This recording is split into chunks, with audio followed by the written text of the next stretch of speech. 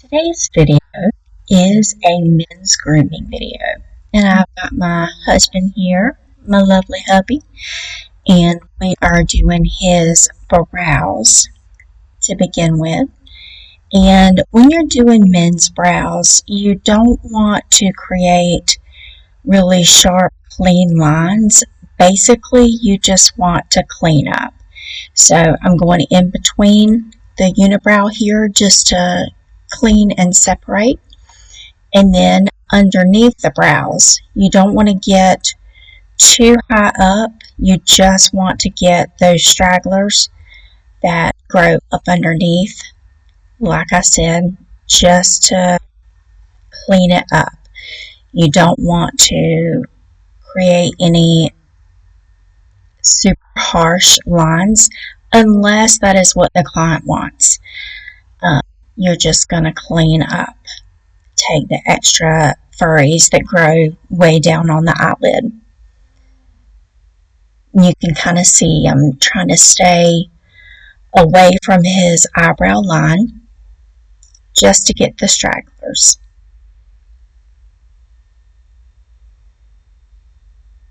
Most men are going to be kind of super sensitive because they're not used to having this done. And then we're going to go and trim off the longer hairs. And as men get older, a lot of times they will grow kind of wild hairs in their eyebrows. So you want to trim those. Be careful not to leave any holes, but definitely get those wiry bits that grow kind of wild. And I'm just going through and tweezing what needs to be tweezed, especially if they have any like weird hairs that grow in weird directions. And you see there I dropped my spoolie, so I'm going to go and get a new spoolie. We never pick up things off the ground and use them on clients. That's just gross.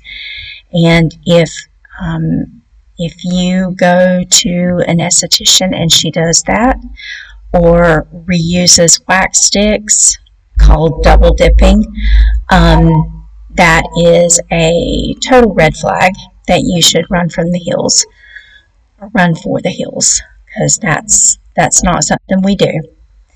We never reuse things on clients. We always sanitize in between with our tweezers and our scissors, things like that.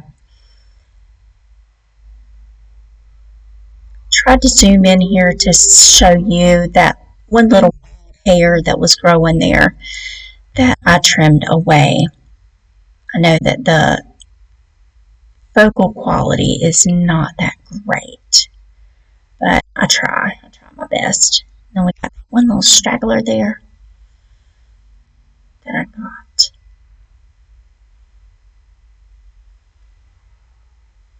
And you notice he's got a little bit of a scar in his eyebrow right there. And so sometimes when clients have that, you've got to be real careful to kind of go around that. And he also has these weird hairs that grow out of his cheek. And part of grooming is taking care of that kind of stuff. And so I just tweezed that real quick. And now we're going to do his ears, because as men get older, they start growing these strange hairs out of their ears. So I use hard wax for this kind of job. The brows I use soft wax, but for ears and other areas, I typically use hard wax. Hard wax to me is a little gentler on the skin, and I like the way it works, especially on the body. And this is, I was using bush beads for my hard wax, and I was not having much luck with it. And it is a gel-based wax, and I found out that, gel-based wax is just harder to work with. I like a cream-based wax or a 50-50 blend of gel and cream. So I switched over to Rebel wax, cream wax, and I'm liking it a lot better. And you can see the inner part of the ear. I can't remember what this little flappy bit is called, but a lot of times men grow hairs in there, and tweezing the one or two little ones that grew that I didn't get with the wax.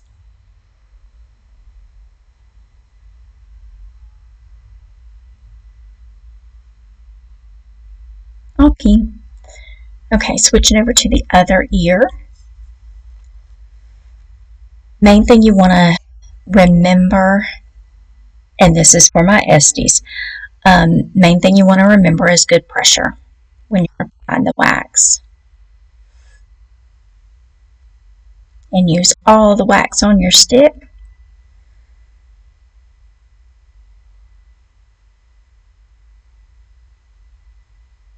And when that is set, you just get a little tab with your stick and lift and remove. Easy peasy lemon squeezy once you learn what you're doing. And it takes practice. Get a little cleanup, and then I struggle here getting the tab. It was kind of breaking on me a little bit, but we got it. And now we are going to do the nose pop. I love these. It looks really painful, but it's not. I do these on myself. You just have to get that glob of wax right there, twirl, stick, and then remove. It looks a lot more brutal than what it is.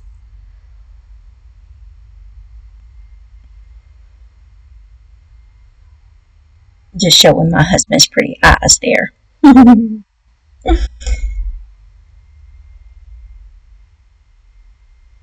And then I'm just cut out the part where I'm waiting for the wax to dry. Alright, and now we have the neck wax. This is really good for men who grow hair, like we call them wolfies, that grow them down the neck. Bill doesn't have a whole lot of those, but he does have a little bit, and I told him, please let me get those before you go get your hair cut. And so he has waited and waited on me. I really appreciate him being patient and waiting on me to get those done. And unbeknownst to me, later that night, he's going to ask me to cut his hair. If I would have known that, I would have cut his hair first, because that usually works a little bit better. But hey ho, we go. And apply a little bit of pressure there because it does sting. I try to get as close to the hairline as I can without removing, the hair that he wants to keep that grows on his head.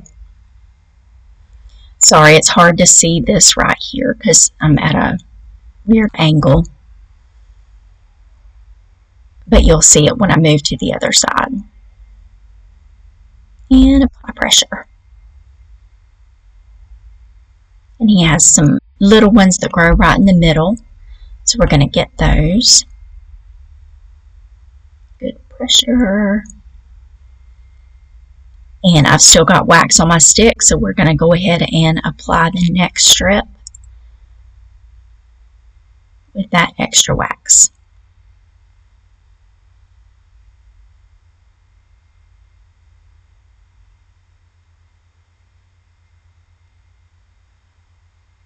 Remove, and I didn't apply pressure there. Oh, shame on me. Sorry, baby.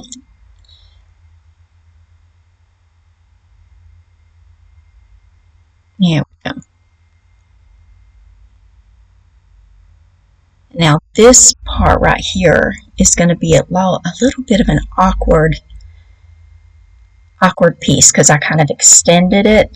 And normally I would have my client lay down, face down, but it's hard to do that with my chair that I have right now because it's a headrest instead of like the massage table little cutout. So it just makes it a little awkward for me. Clean up and This wax dries pretty fast. Big strip and pressure. And there's just a couple to tweeze there.